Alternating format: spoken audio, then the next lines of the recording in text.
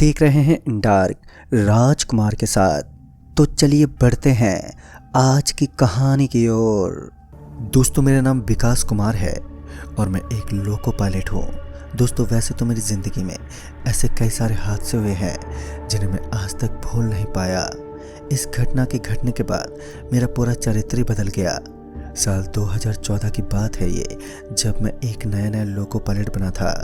मैं इस काम में भले ही नया था, लेकिन मेरे ऊपर काफ़ी सारी जिम्मेदारी होती थी और उन्हें भी मैं काफ़ी अच्छे से संभाल लेता था। लेकिन जब मैं ट्रेन में होता था तब मुझे थोड़ा ठीक लगता था। उस दिन मैं ट्रेन ड्राइव करता हुआ कुल्हाड़ीपुरा के लिए रवाना हुआ, क्योंकि वह स्टेशन हमारी ट्रेन का सबसे अंतिम स्टेशन भी था, जिस कारण हमें उस जगह पर काफ़ी आराम मिलता था। उस दिन मैं अपनी ट्रेन में बैठा हुआ था कि मुझे ट्रेन की टीटी से खबर मिली कि आगे का पूरा माहौल बिगड़ चुका है। दरअसल उस समय उस एरिया में एक हड़ताल चल रही थी, जिस कारण पत्थरों की बारिश ने चारों तरफ तबाही मचा रखी थी और काफ़ी स्टेशन पर तो कोई भी यात्री नहीं था। लेकिन इससे मुझे कोई ज़्यादा फर्क नहीं पड़ा। लेकिन बाद में टीटी ने बताया कि उस जगह से ट्रेन को निकालने का मतलब है कि अपनी मौत को बुलावा देना, क्योंकि लोगों के अंदर काफ़ी ज़्यादा आक्रोश फैला हुआ था। और जैसे ही पुलिस रेलवे स्टेशन पर पहुंचने वाली थी, वैसे ही हमें भी उन स्टेशनों से निकलना था। अभी हम एक स्टेशन से निकले ही थे कि मुझे काफ़ी ज़ोर से टॉयलेट लगने लगी, मगर अब मेरी हिम्मत नहीं थी कि मैं सफ़र के बीच टॉयलेट करने के लिए जा सकूं। हालांकि उस वक्त मेरे अलावा ट्रेन के अंदर दूसरा ड्राइवर भी था। बाद में मैंने अपने आप को रोक के रखा और दूसरे स्टेशन के आने का इंतज़ार करने लगा।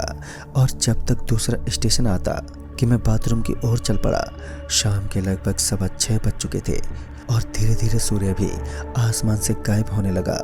पूर्व दिशा की ओर से होने वाला अंधेरा रात होने का संकेत दे रहा था। इसी बीच मैंने देखा कि ड्राइविंग बोगी के अंदर मुझे एक लड़की नजर आई। मैं तो ये देखकर हैरान था कि आखिर ड्राइविंग बोगी में ये लड़की कहाँ से आई होगी, क्योंकि उस वक्त हम दो लोग ही उस डिब्बे में मौजूद थे। उस वक्त मैं बाथरूम करके वापस अपनी सीट पर लौटने ही वाला था कि मेरा पैर दरवाजे के बीच में अटक गया, जिस कारण मैं अपने पैर को छुड़वाने में लगा और फिर मैं उस बोगी के अंदर दाखिल हुआ। लेकिन अब वहाँ पर उस दूसरे ड्राइवर के अलावा कोई भी मौजूद नहीं था। फिर मैंने उस लोको पायलट से पूछते हुए कहा कि अरे जयेश, अभी अभी इस बोगी के अंदर एक लड़की घूम रही थी, कौन थी वो? ये सुनकर जयेश अपनी हैरानी भरी नज़रों से मेरी तरफ देखने लगा और फिर मुझसे बोल पड़ा, आप किस लड़की की बात कर रहे हैं? मैंने तो यहाँ किसी को नहीं देखा। उसकी बातें मुझे भी हैरानी में डाल रही थी। बाद में मैंने ये सोचकर इस बात को टाल दिया कि शायद ये मेरा कुछ छोटा मोटा वहम होगा और फिर मैं अपने ड्राइविंग के काम में जुट गया।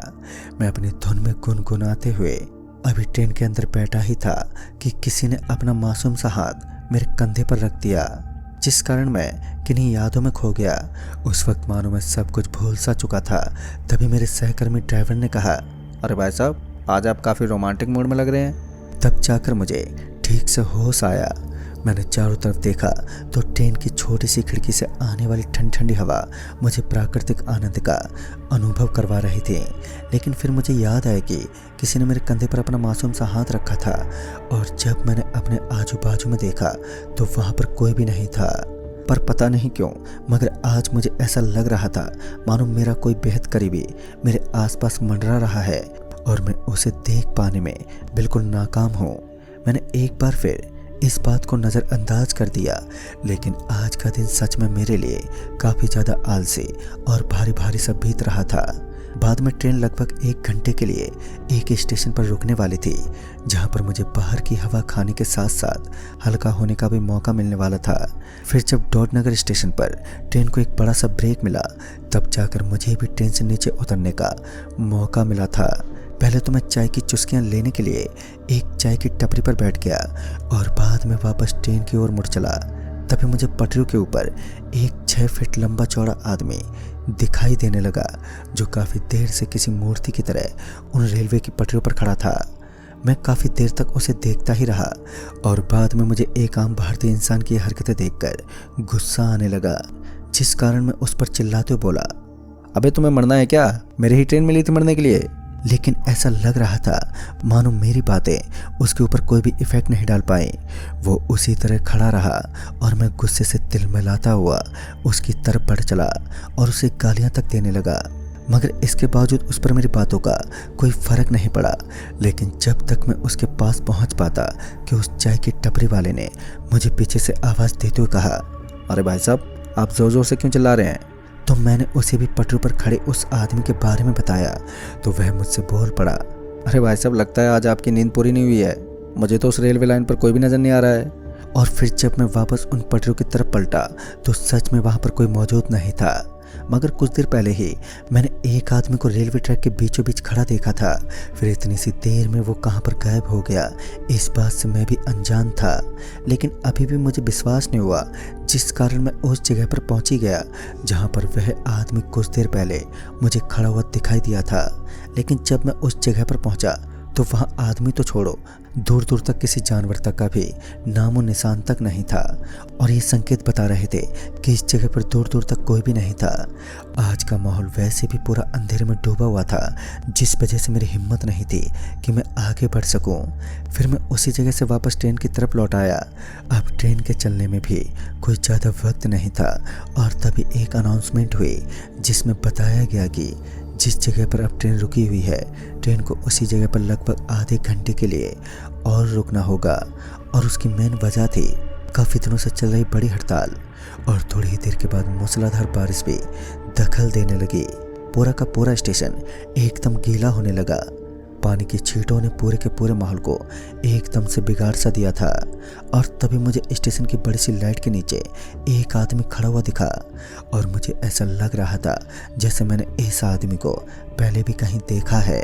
लेकिन ना ही तो उसका चेहरा मुझे साफ साफ नज़र आ रहा था और न ही उस लाल लाल लाइट की रोशनी में उसके कपड़े ढंग से दिखाई दे रहे थे। अब मैं ट्रेन से नीचे उतरकर उस आदमी से बातचीत करने की कोशिश कर रहा था, लेकिन थोड़ी ही देर के बाद ट्रेन भी स्टेशन से चलने ही वाली थी और उस वजह से मैं ट्रेन में ही बैठा रहा। और फिर मैंने अपने सहकर्मी लोको पायलट को उस आदमी की तरफ इशारा करते हुए कहा, आपको वो आदमी कुछ अजीब सा नहीं लग रहा है?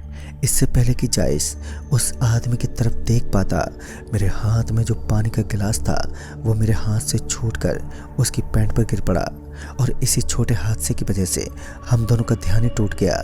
फिर हम दोनों ने जब वापस उस तरफ देखा तो वहाँ पर कोई भी नहीं था। अब मैं एक बात तो समझने लगा कि शायद ये वही आदमी है जो मुझे कुछ देर पहले रेलवे लाइन पर भी दिखाई दिया था। और मुझे ये पूरा विश्वास हो चुका था कि कुछ देर के बाद ये आदमी मुझे फिर से दिखाई देगा, जिस कारण अब मैं इसका इंतज़ार करने लगा। और फिर मेरा ध्यान भी एकदम से इन चीज़ों से हट गया और उसके कुछ पल बाद ही हमें ट्रेन को स्टेशन से निकालना पड़ा। हम लोग अभी ड्राइविंग सीट पर बैठे हुए आराम से ड्राइविंग कर रहे थे। फिर हम लोग अपने काम के एंड के छोर तक पहुंच गए जहां से मुझे 2 घंटे का समय मिलने वाला था। दरअसल इस वक्त मैं खाना वाना खाकर वापस ट्रेन में लौटने वाला था। उस वक्त मैं स्टेशन के पास बने एक दुकान के अंदर खाना ही खा रहा था कि तभी मेरी नज़रें एक लड़की पर पड़ी जो बार बार मेरी तरफ ही देख रही थी। उस वक्त उस लड़की ने अपना चेहरा दुपट्टे से ढक रखा था, जिस वजह से मैं उस लड़की का चेहरा देख ही नहीं पाया। मुझे ऐसा लगा कि ये तो वही लड़की है जो कुछ देर पहले मुझे ट्रेन के अंदर नज़र आई थी, लेकिन मैं ये बात पूरे दावे के साथ भी कैसे कह सकता था। बाद में मैंने इस बात पर ज़्यादा गौर नहीं किया और खाना खाने के बाद मैं उस रेस्टोरेंट से बाहर आ गया और अब उस ट्रेन का इंतज़ार करने लगा जिसके अंदर अब मुझे ड्राइव करना था। और जब मैं उस रेस्टोरेंट से बाहर आया तो उस वक्त चारों तरफ घनघोर अंधेरा फैला हुआ था। भले ही वह पूरा रेस्टोरेंट रोशनी में जगमगा रहा था, लेकिन बाकी का एरिया एकदम सुनसान था और स्टेशन से वह रेस्टोरेंट बेहद करीब था। मैं पैदल पैदल स्टेशन की ओर निकल पड़ा, लेकिन जब मैं स्टेशन की तरफ बढ़ रहा था तो मुझे ऐसा लग रहा था मानो कोई मेरे पीछे पीछे चल रहा है। मैं झट से पीछे मुड़ा तो मैंने एक बार पाया कि एक आदमी जिसने सफ़ेद कपड़े पहन रखे थे वह मुझे फॉलो करता हुआ मेरे जस्ट पीछे पीछे चल रहा था। उस वक्त रात के लगभग 11 बज रहे थे।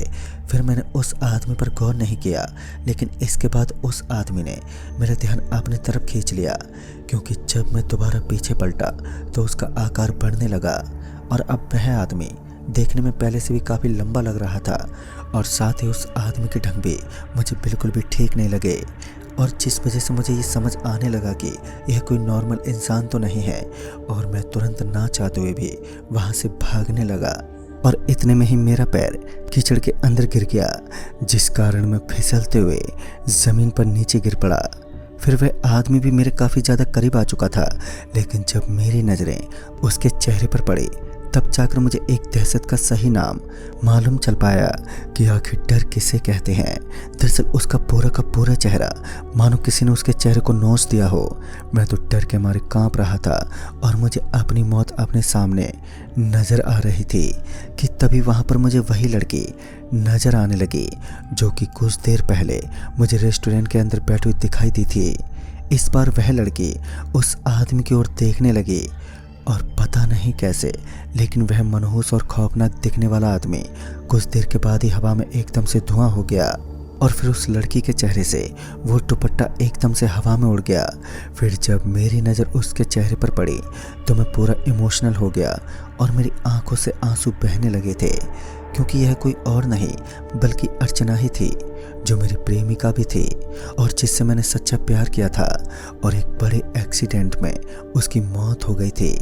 लेकिन आज भी उसने मुझे अपने आसपास होने का आभास भी करवा दिया। दोस्तों, सच में उस दिन मैं काफ़ी इमोशनल रहा हूँ, लेकिन आज भी मुझे अर्चना अपने करीब होने का आभास करवाती है।